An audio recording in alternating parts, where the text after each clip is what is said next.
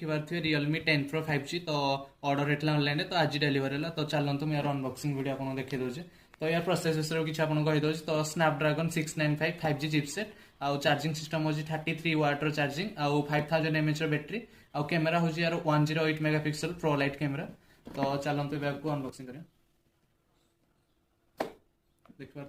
तो फास्ट एमती आस या भर अच्छे आपंकर मोबाइल कभर अच्छी आउ पिन अच्छी आउ किसी डॉक्यूमेंट अच्छी तो चलते एमती कभर आस गोटे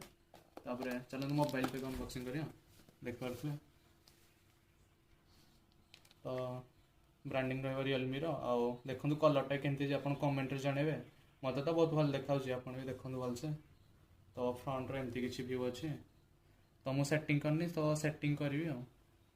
तो आउ आडाप्टर भी आसो तो आप सहित आसूसी आउ USB कोड आउ किसी नहीं तो देखो मोबाइल केमती लगुच कमेंट जनइबे थैंक्स फॉर वाचिंग।